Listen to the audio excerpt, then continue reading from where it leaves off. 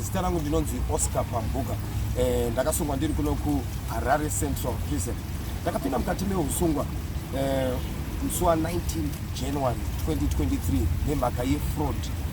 Fraud iyi yainvolva company inonzi Zimbabwe Power Company neimwe private company inonzi Fruitful Communications. Saka sezvo mapepa achiri kumatare dzemhosva, asi tainzi takaita yavanoti hatina kuenda kutenda patakapiwa basa neZimbabwe Power Company. Ndo zvakaitika izvozvo, zvakanzi hapana basa ramaitaura kuti makaita. Saka tombosha takasungirwa ndine umwe wangu anonzi Psychology Mazivisa.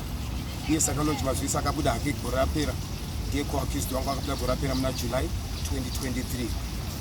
Chandiri kufarira ndechekuti hongu ndakasungwa nemhosva yangu iyoyo, asi jeri nini kutaura chokwadi ndakandibatsira nokuti miri yangu yange yadzikira nestress dzepanze dzinowanikwa panze. Unomboziva kuti mukati menyika zvinhu zvinombonetsa, so dzimwe dzenguva unoshaya munhu wekutaura naye, wekukurukura naye, wekuti akubatsirewo. Ndo zvakaitika pandiri. Saka ndakadzikira ndakasvika pa51 kgs, asi ndotenda jeri kuti ndapa 72 kgs, kudzoka kapanzvimbo. Saka this resurrection, and I thank God for that. Ndinotenda Mwari neizvozvo zvaari kundiitira. Amuri yangu iripo, ndinotenda chaizvo. Hongu ndakasiyana nemudzimai wangu zvipamberi pedare. Tandakachata takasiyana zvedu mutually, pasina kurwisana, pasina kupokana. Tine vana 2, musikana anonzi Aisha Pambuka, mukomana anonzi Oscar Pambuka. And ndinotenda Mwari kuti vanogara vachibuda number 1 kuchikoro chavanoenda muHarare imomo, and ndikufara chaizvo. Saka tiri ngori mhuri imwe chete, ndo hangu ndakasiyana namai vacho. Ndinotenda chaizvo. Kubva pandakasungwa vakauya kasingaperi, vana vakauya, ivo mai vacho vakauya, mai vangu vanouya, family has been supporting me. Ndinotenda futi kubatsirwa kwandinoita neshamwari dzakasiyana siyana dzaisvikawo panzvimbo, dzimwe dzinobva kumapepa, dzimwe dzinobva kuwiresi. Zvakandibata mwoyo, zvinobatsira. Ndinotenda chaizvo. Stay away from drugs.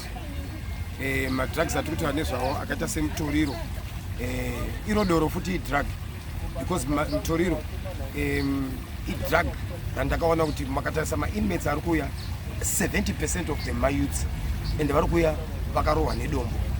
Saka dombo riri kukonzeresa mukati menyika pakuti ndo riri kuincrease crime mukati menyika yeZimbabwe. That's number 1. Number 2, ndakadzidza kuzvininipisa. Mukati mejeri unodzidza kushanda nevamwe. You don't do it alone. It's a teamwork. Saka you throw away the selfish mind. Umbipi ndoga unoisa padivi. Unenge wakudzidziswa kuti kana muchiita dzimwe dzenguva zvinoda kubatanidzana. Takadzidzawo futi zvakare kuti tinofanira kunge tiri vanhu vanonamata, nokuti kana uri mukati meusungwa inguva yakadzika yekuti ndo paunotaura nemusika wangu. Inguva yokuti unonyatsozvibuilda uchigadzirisa maburi ada kubva gadziriswa. My theme is zero tolerance to drugs, number 1. Number 2, toda kuita recover lost time yakapedzwa ndiri mukati meusungwa. Saka inini ndozikanwa semushamarari. I'm going back into broadcasting, I'm going into farming, I'm going into many projects. Kuburikidza unoziva tine vanhu vari panze apa, madhara angu vandinogara ndichichema kwavari. Ivo vavo vari very instrumental, vabatsira mayouth akasiyana siyana kumasectors akawanda. And ndinongochema uku kwavari madhara angu, nokuti ini ndakubuda mukati meusungwa. Ndikutarisira kubuda Mwari akatiitira zvakanaka by 10 February ndinenge ndabuda iyi vhiki ratiri kupinda iri. Kuna namadhara edu akaita sana vamashwede, mudhara chiyangwa, mukoma wiki neuchifayo.